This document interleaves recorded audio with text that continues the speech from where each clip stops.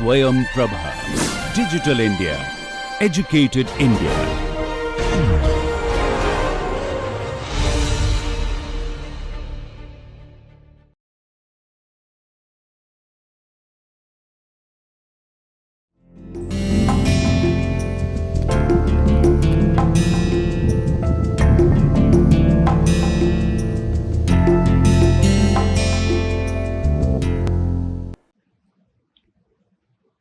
Good morning, dear students.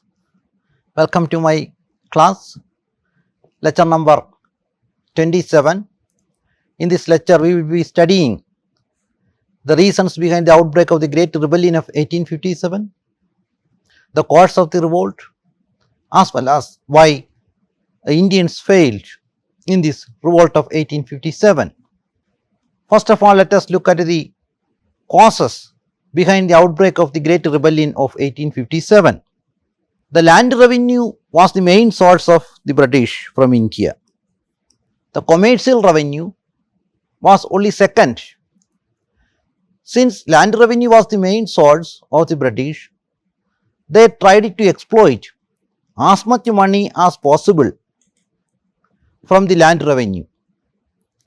In order to extract as much revenue as possible, they introduced three different types of land revenue settlements in India. The first land revenue settlement the British introduced in India was permanent land revenue system of settlement. From the very nomenclature permanent, the land tax was fixed. There was no reduction of land tax was made even during the period of natural calamities. It was introduced in 1793. It was devised and extensively introduced in Bengal, Bihar and Orissa by Lord Cornwallis. How did it affect the peasants? The land tax was fixed permanently.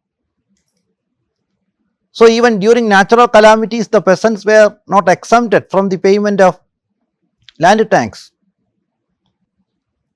During the crop failure, these peasants borrowed money from money lenders.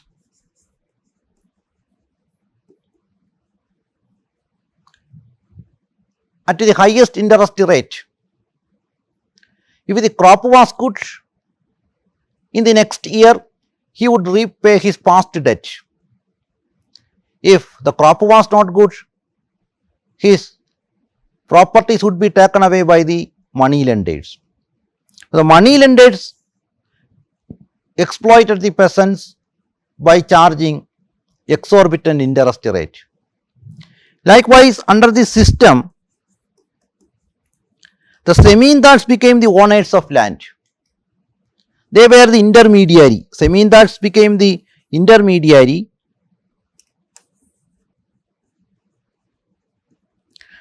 From the peasants, the Zamindars had to collect land tax. From the peasants, the Zamindars used to collect the land tax and gave it to the British.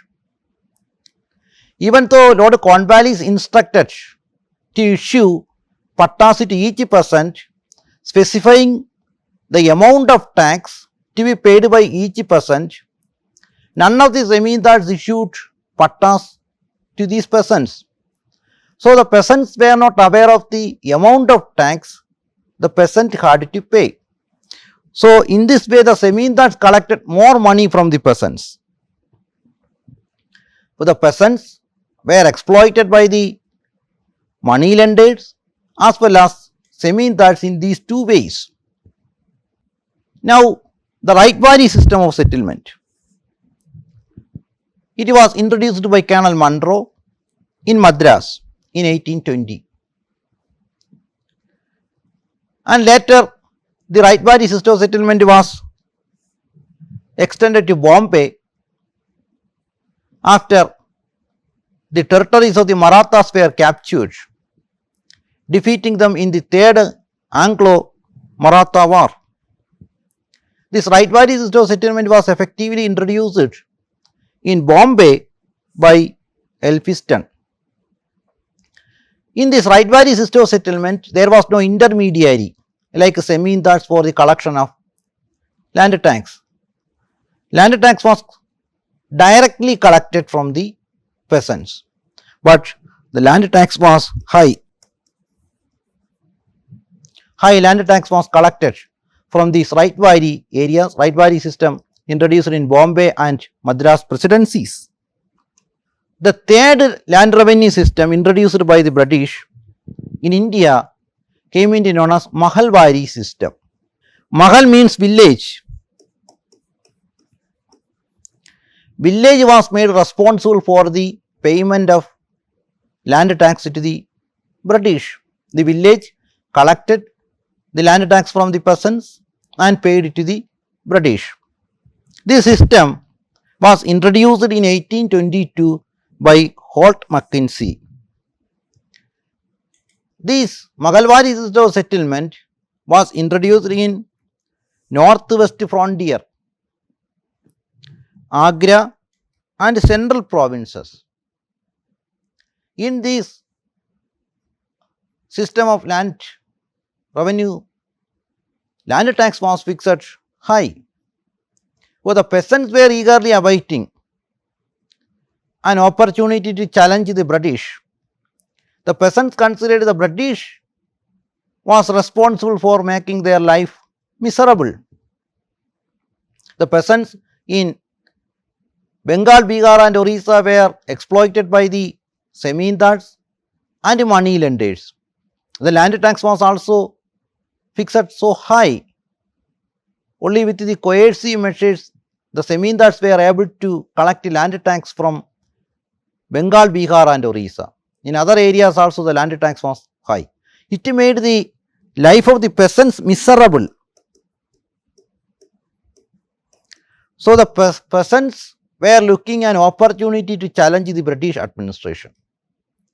This much awaited opportunity was provided by the Revolt of 1857. When the Shivais started rebellion against the British, the peasants joined with them against the British. Like by the peasants, the middle and upper strata of Indian society was also against the British administration in India. What were their grievances? Before the arrival of the British, these middle and upper strata provided and filled the higher offices in civil service, administration, judiciary and army. Even in Mughal Empire or in regional or local dynasties, the higher and upper strata of Indian society filled the higher posts in these dynasties and empire. But with the arrival of the British, all these higher posts in civil service, judiciary and army began to be filled by the British. The Britishers grabbed all these higher posts as a matter of right, and Indians were not admitted into the higher posts. For example, in civil service, Indians could write only up to the post of Sadar Amin. All other higher posts were exclusively reserved for the Britishers. Likewise, in judiciary, the Indians could rise only up to the post of deputy magistrate.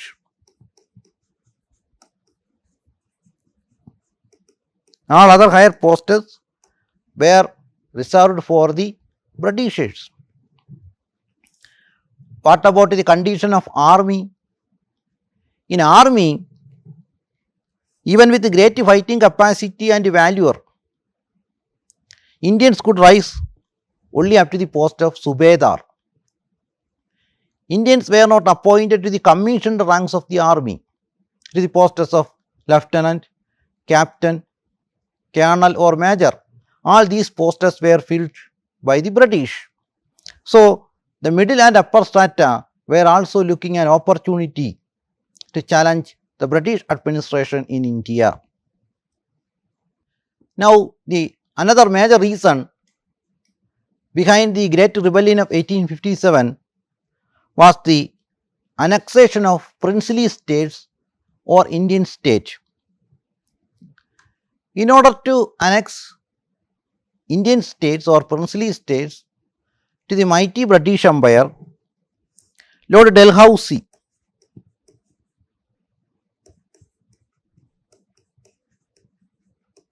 invented the policy of doctrine of lapse. Under this policy of doctrine of lapse, only those rulers who had natural heir were allowed to inherit the kingdom. Those rulers who did not have a natural heir were not allowed to inherit the kingdom by their adopted son.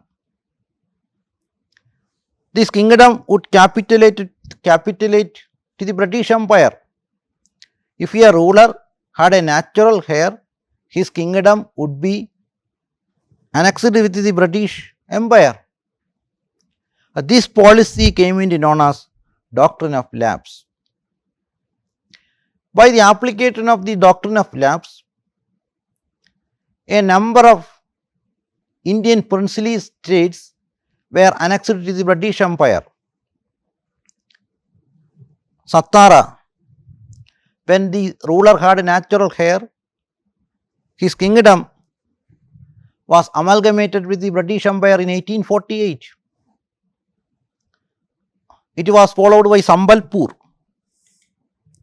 Sambalpur got annexed to the British Empire by applying the policy of doctrine of lapse. Udaipur, when the ruler of Udaipur did not have a natural heir, this princely state was annexed with the British Empire. In 1854, Nagpur and Jhansi were amalgamated with the British Empire through the application of the policy of doctrine of lapse. The annexation of Jhansi made the Rani of Jhansi one of the bitterest enemies of the British in India. She heroically fought against the British in the rebellion of 1857. Likewise, Nana Sahib, he was the adopted son of Peshwa Bajirao II.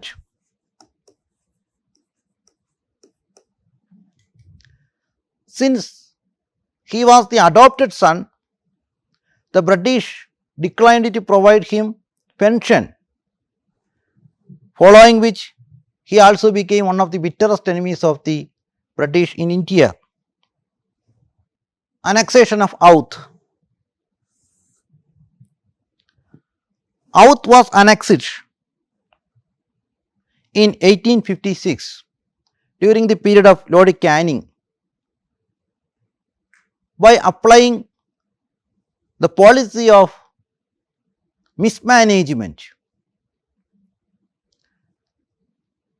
The charge levelled against the Nawab of Oudh was that Nawab Wasit Ali Shah was mismanaging the affairs of the Oudh. That is why Oudh was amalgamated with the British in 1856 by Lord Canning. With the annexation of Oudh, the Begum of Oudh became one of the bitterest enemies of the British. Most of the Sipahis were recruited to the English East India Company from Oudh. Around 75,000 Sipahis were recruited from Oudh alone. the annexation of Outh through the application of mismanagement by Lord Canning irked these 75,000 Shibais who turned against the British. Now coming to another reason behind the outbreak of the Great Rebellion of 1857 was the alien nature of the British rule. Why did the Britishers come to India? They reached India only to take money home. They did not mix with the Indians, and they thought that they belonged to superior race and Indians to lower race.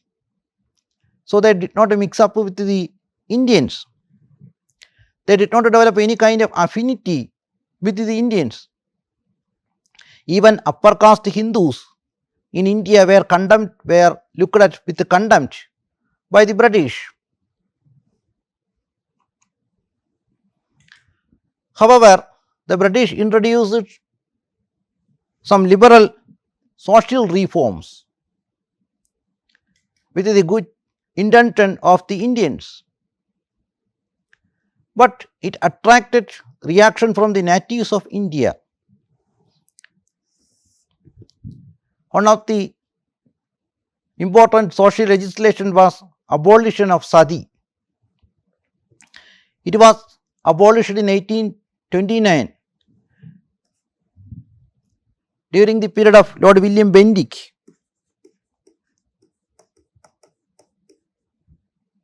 As the Governor General.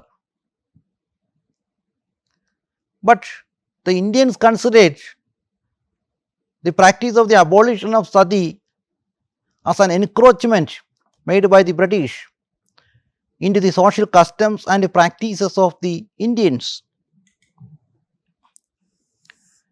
In 1850, the British brought Religious Disabilities Act, under which the converts from Hindus into Christianity were given the right to inherit the property. It was rumored among the Indians that this act was brought with the main intention of converting Indians into Christianity. Another social legislation was introduced in 1856. It was Widow Remarriage Act, under which the widows were given the right to remarry if they desired. It was also considered by the Indians as an encroachment by the British into the social customs and practices of the Indians. Taxation of temples and mosques. During the earlier periods, these temples and mosques were exempted from the payment of taxes. But now the British started imposing and collecting taxes on religious institutions of mosques and temples. It also attracted the reaction from the natives of India. Introduction of the Western education through the famous Macaulay Minute.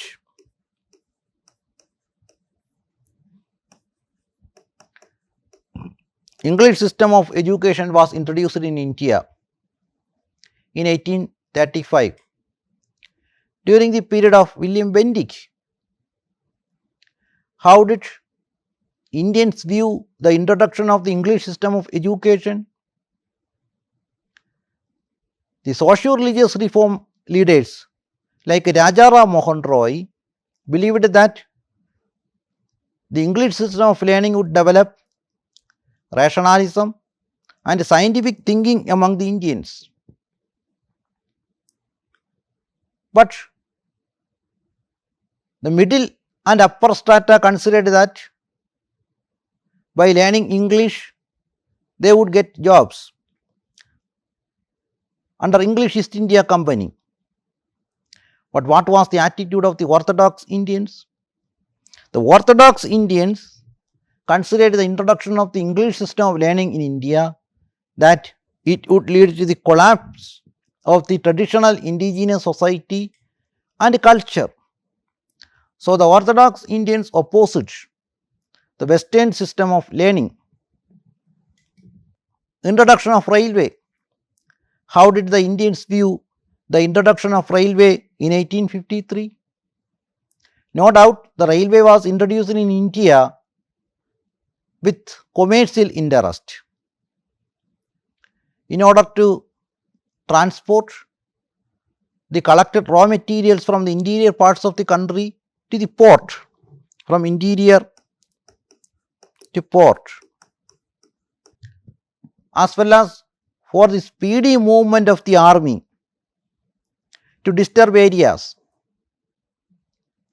With these intentions, the British introduced railways in India. It also provided an opportunity to Indians to travel different parts of the country, provided an opportunity to meet South Indians, the North Indians.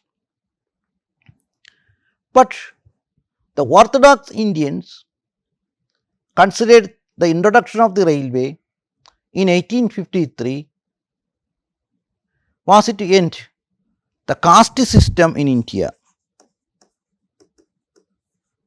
because in trains people belonging to different caste, religion and community used to sit together. These Orthodox Indians considered it as a mechanism to end the caste system in the country. Introduction of the telegraph in 1853.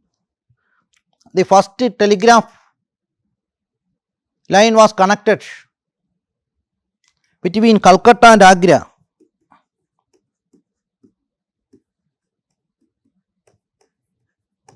The first telegraph cable was laid connecting Agra with Calcutta in 1853. It was one of the speedy means of communication introduced by the British. The people in different parts of the country got an opportunity to communicate with each other speedily. But the Orthodox Indians considered the cables used in this was to strangulate Indians, to kill. And the attitude of the British rulers to the Mughals also created reaction against the British. In 1849, Bahadur Shah II, he was the last Mughal emperor. He was ousted from Red Fort in 1849 by Dalhousie. The next Governor General, Lord Canning, he made the proclamation that the Mughal rulers would no longer use the title king. They would lose the title king and they would remain only as mere princes. Lord Canning and Dalhousie did not want it to have an imperium on an empire. It created reaction from the Muslims. Now the flights of the Sepoys. The rebellion of 1857 started among the Sepoys against the British. Why did these Sepoys join the service of the English East India Company. As you have been told earlier, because of the land revenue policies adopted by the British, they devised and introduced three different types of land revenue settlements in India: permanent, Rightwari and Mahalwari system of settlements. These revenue settlements caused decline of revenue from agriculture. It was because of these reasons the members in these agricultural families used to join as sepoys under English East India Company. It was not because of their interest to serve in the English East India Company, but in order to supplement their fast declining agricultural income, most of the sepoys joined the service of the English East India Company. But once they joined the English East India Company as sepoys, the conditions were worst.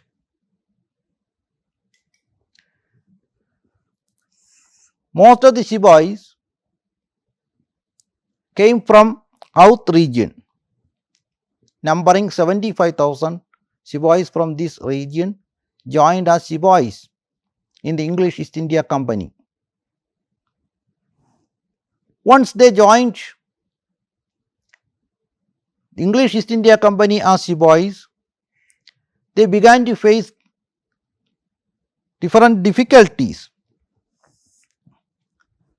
The superior English officers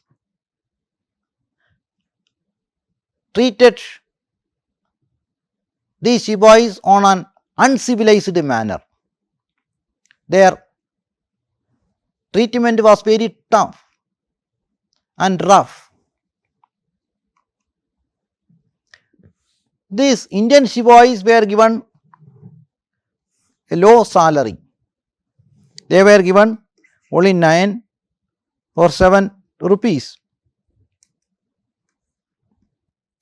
7 to 9 rupees were given per month. Out of this low salary, they had to meet the transport of their private baggage, food and the cost of uniform. While what about the salary given to British sepoy? British sepoy was given 27 rupees, while Indian sepoy was given only 7 to 9 rupees per month. Unequal pay existed for the same work. It irked the sepoys, and even with the great fighting capacity and valor, the Indian sepoy could rise only up to the post of Subedar. But more often than not, second or third rated British sepoys were appointed to the post of his superior overnight. It irritated these Indian sepoys who sought their fortunes in English East India Company as sepoys. Threat to religion. The sepoys also faced religious threats in the army. Chaplains were maintained at the government cost in order to convert Hindu and Muslim sepoys into Christianity. Secondly, these Hindu sepoys were not allowed to wear any kind of caste marks showing the which caste to which they belonged. These practices were banned. Since most of the sepoys belonged to upper caste Hindus. They considered crossing the Black Sea as the loss of caste. But despite this, the British government forced Indian sepoys to cross Black Sea for its territorial expansions in other parts of the world, especially in Southeast Asia, Latin America and Africa. Indian sepoys were sent. In 1824, the sepoys of Barakpur, they refused to go to Burma beyond the Black Sea, following which in 1824 the sepoys of Barakpur were disbanded. In 1856, Lord Canning introduced General Service Enlistment Act. What was the feature of this act? Under this act, every new recruitee to the English East India Company as sepoy was required to enter into a bond with the British that they would serve overseas if required by the British. It was against the religious sentiments of the Hindus, that is, crossing the Black Sea was considered as the loss of life by upper caste Hindus. It attracted reaction from the sepoys. Coming to the immediate cause, all these provided the background for the rebellion of 1857, but the immediate cause of the rebellion was provided with the introduction of the new rifle by the English East India Company. This newly introduced Enfield rifle in the army provided the immediate background for the outbreak of the Great Rebellion of 1857. The cartridges of this newly introduced Enfield rifle had a paper cover who had to be whitened off before loading cartridge into the rifle. It was rumored that the fat of the paper cover was made from pig or cow. Pig was haram to the Muslims and cow was holy to the Hindus. It hurted the religious sentiments of both the Hindus and the Muslims. And with this, the rebellion of 1857 began. Coming to the beginning of the revolt began on 10th May 1857 at Surat. These revolted sepoys from Surat went to Delhi and declared Bahadur Shah II as the Emperor of India. Around the number of sepoys took participation in the rebellion of 1857 was 2,32,224 sepoys took participation in the Great Rebellion of 1857 against the British. That is, around half of the sepoys of the English East India Company in India took participation in the Great Rebellion of 1857. Now, main centers and leaders of the revolt, who were the prominent leaders, provided leadership to the Great Rebellion of 1857. In Delhi, Bahadur Shah was declared as the leader of the rebellion of 1857. But since he was unable to lead the revolution because of his age, in practice it was Fakht Khan who provided leadership to the rebellion of 1857 in Delhi. Coming to Kanpur, in Kanpur, Nana Sahib, he was the adopted son of Peshwa Bajirao II.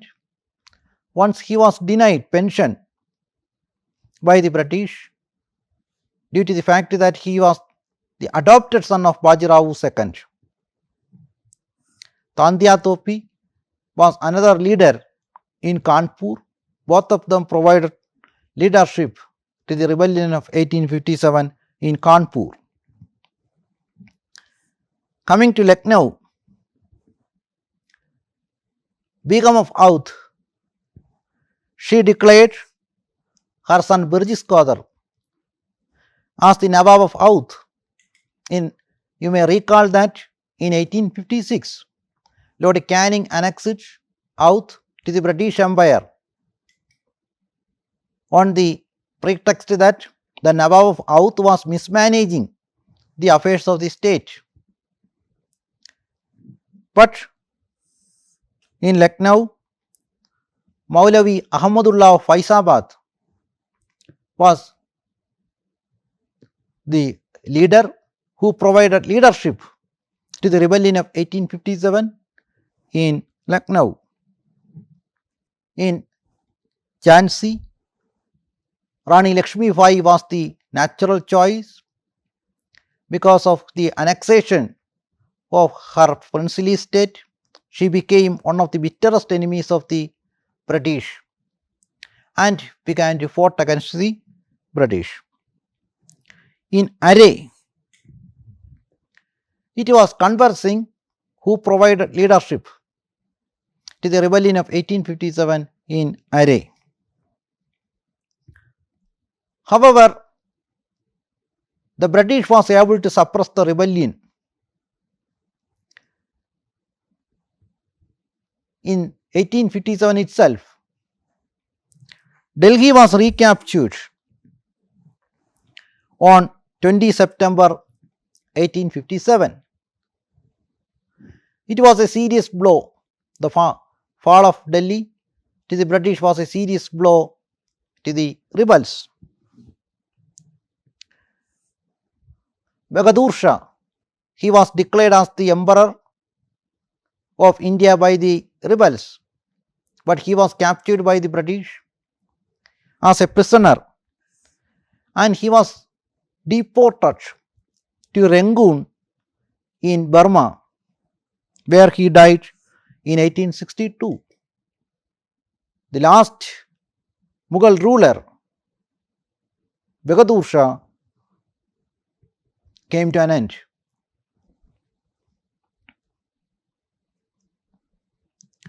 What was the fate of the Nana Sahib? Nana Sahib was defeated, even though he fought bravely against the British at Kanpur. On the failure, he escaped to Nepal in early 1859. Tandya Topi was captured. He was the leader of rebellion in Kanpur. He was captured by the British and put to death on 15 April 1859. What happened to Rani Lakshmi Bai of Jhansi? She died while heroically fighting against the British. Begum of Oudh, she escaped from Lucknow to Nepal. The other leaders of the rebellion were also met with the same fate. By 1859, Kanwar Singh, Fakht Khan, Maulavi Ahmadullah, all of them were died while fighting against the British. By the end of 1859, British was able to re-establish their authority in India. Now we are going to analyze why did Indians fail in the Great Rebellion of 1857 and the British emerged victorious. One, lack of unity among the Indians. The sepoys in Bengal and North India rose against the British, but there were no accompanying rebellions in Bombay and Madras armies.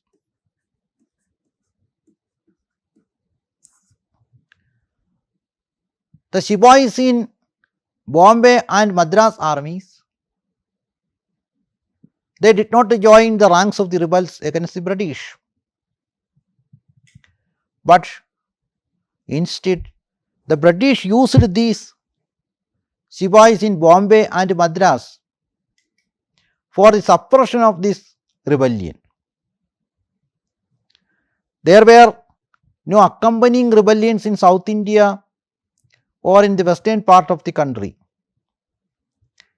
The rebellion was confined only certain pockets of North India and Bengal. These sepoys in Madras and Bombay armies helped the Britishers to suppress the rebellion of 1857. Certain communities also did not, certain communities as well as rulers did not support the rebels in the rebellion of 1857 against the British. For example, the Sikh did not support the rebellion of 1857.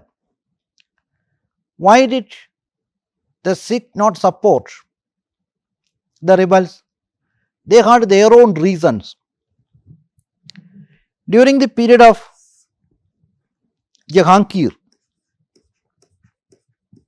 the Mughal ruler Jahangir, Guru Arjan, he was the fifth Sikh Guru, he was beheaded by Jahangir in 1606. The ninth Sikh Guru,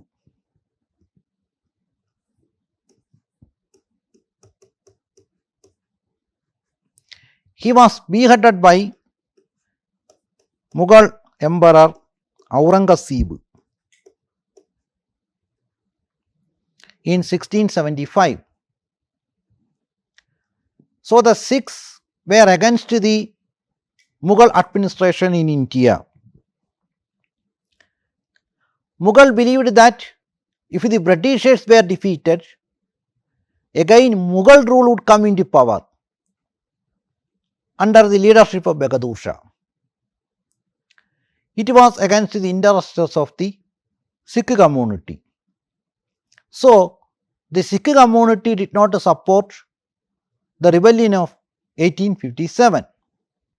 What about the Rajaputs?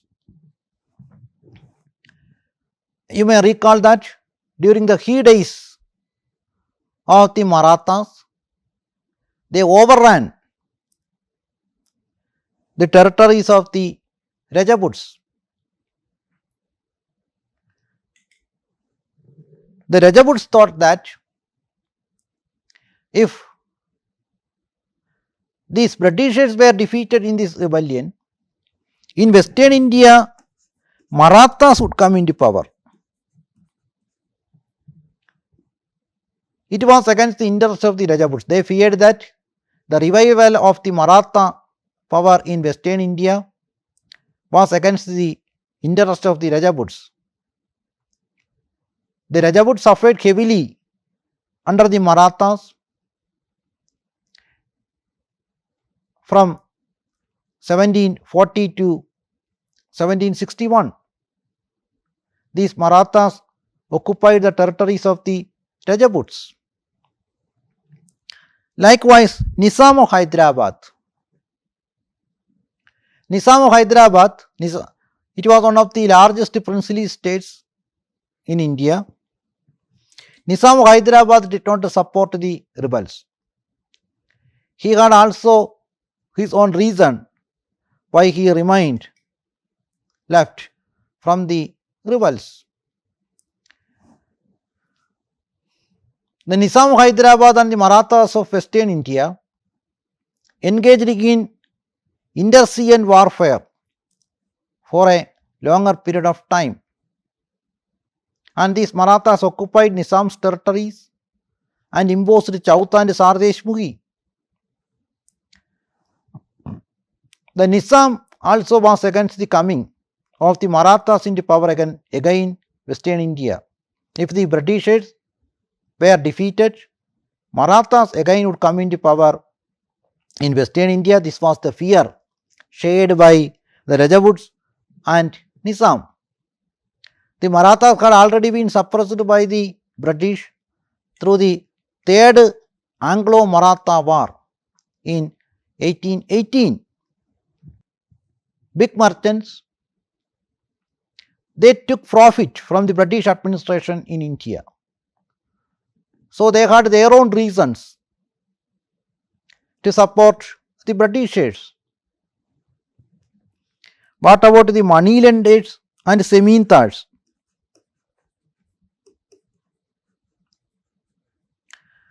Moneylenders and zemindars also did not support the rebels against the British, because they were the products of the British administration in India. Their continuance dependent upon the British Empire, the British rule in India. These zemindars, who became the owners of the land in Bengal, Bihar and Orissa with the introduction of the permanent land revenue system of settlement. Earlier, the peasants who enjoyed the proprietorship or the ownership of the land.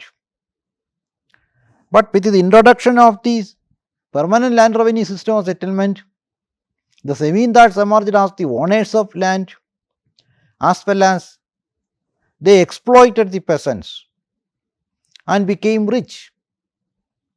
So the zemindars had all the reasons to support the British.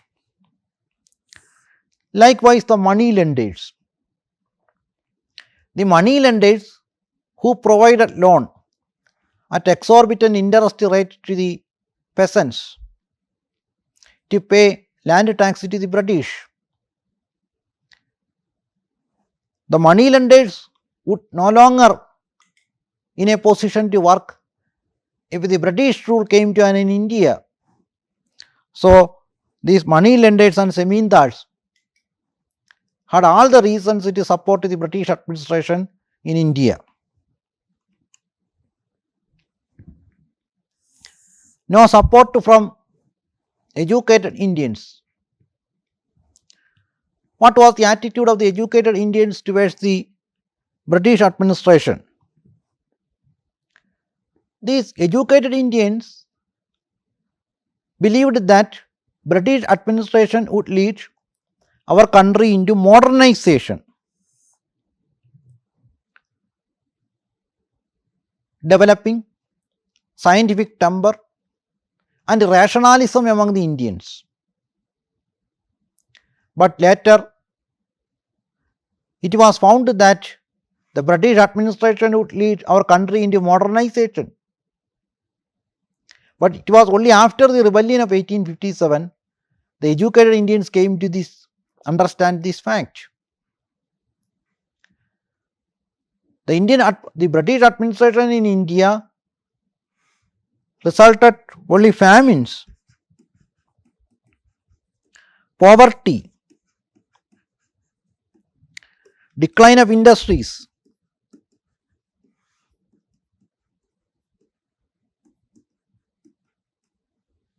and transfer of wealth to Britain.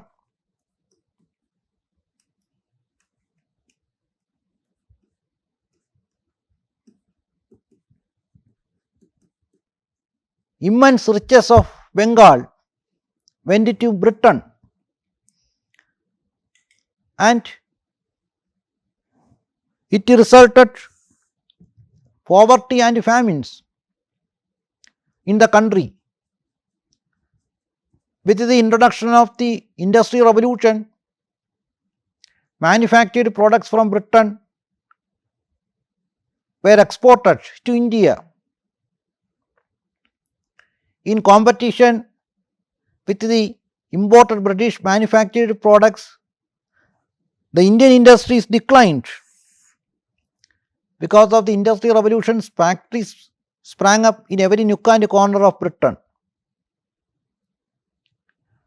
The prices of these the manufactured products produced in these factories were low and the qualities were high.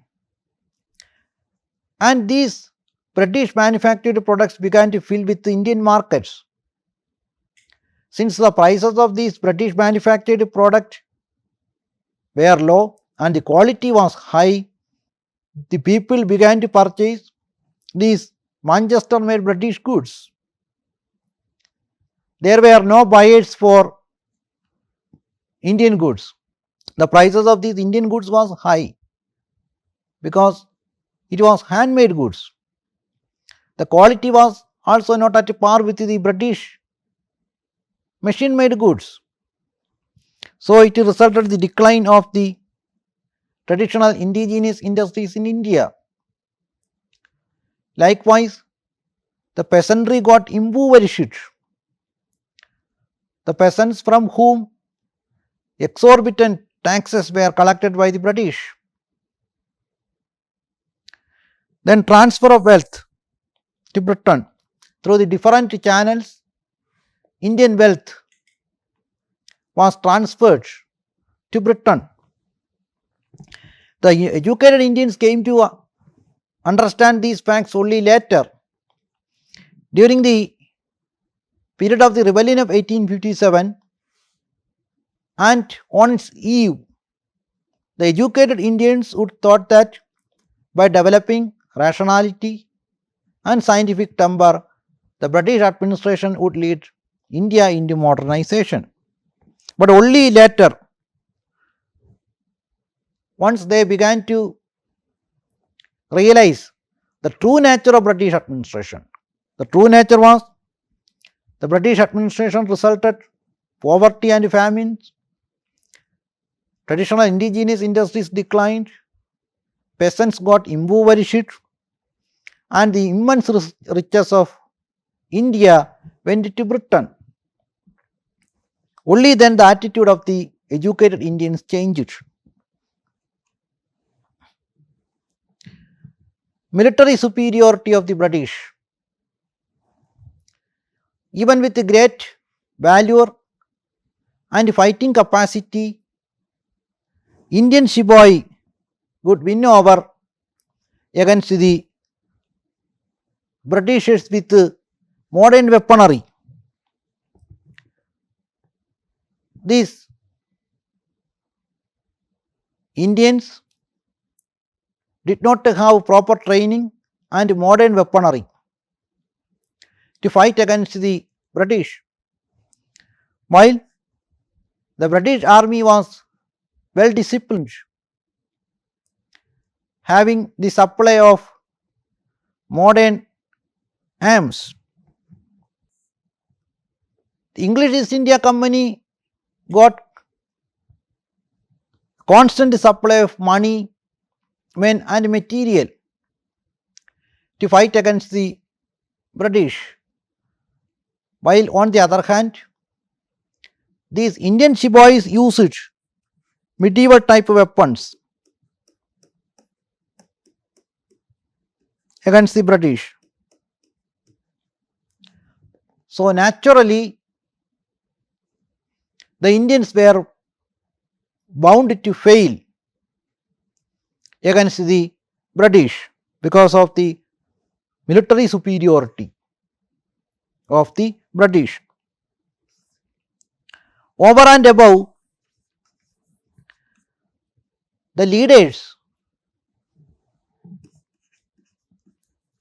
the leaders of the revolt of 1857 were not aware of what to introduce. If the Britishers were defeated, they were the products of the old feudal system. They did not have any unified program and ideology, and they were not aware of what to create in place of the British administration. They were backward looking in character. Likewise, these leaders also were mutually jealous and engaged in conflict with each other. They did not have a unity, the leaders did not have unity among themselves. All these together brought the failure of the Indians in the Great Rebellion of 1857. Now, coming to the questions, match the following. Who did leadership in Delhi? Who was the leader of rebellion of 1857 in Kanpur? Who did provide leadership to the rebellion of 1857 in Lucknow and in Array? What were the reasons behind the failure of the Indians in the Great Rebellion of 1857? And examine the causes behind the outbreak of the revolt of 1857. Now we are able to answer to all these questions. Thank you, dear students, for watching this class. Thank you.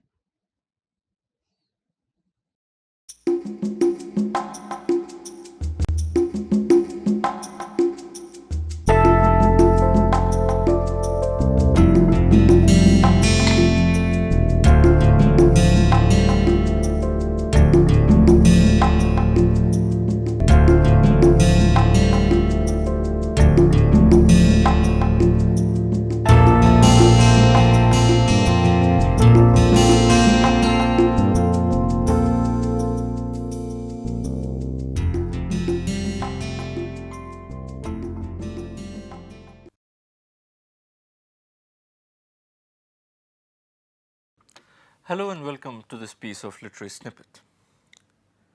We usually know William Shakespeare as the most revered figure in the history of English literature. But we often tend to forget that he has also been one of the most hated figures in literature. And here I am not talking only about those boys and girls who have to memorize long sections from Macbeth or King Lear or Julius Caesar before they can go and sit for their school or college exams. But I am also talking about people who are themselves quite famous authors. Tolstoy, for instance, considered the writings of Shakespeare to be, and I quote, crude, immoral, vulgar, and senseless. George Bernard Shaw absolutely loathed Shakespeare, as he did Homer. But perhaps no other criticism about Shakespeare is more damaging than the one which says that Shakespeare is a marvelous storyteller, provided someone has told him the story earlier. Now, this piece of criticism is particularly damaging because it is true. None of Shakespeare's plays contain any original story whatsoever. They are all written using pre-existing materials, pre-existing stories. Now, does that diminish the stature of Shakespeare as a dramatist? Well, I'll leave that for you to decide. See you in the next episode of Literary Snippets.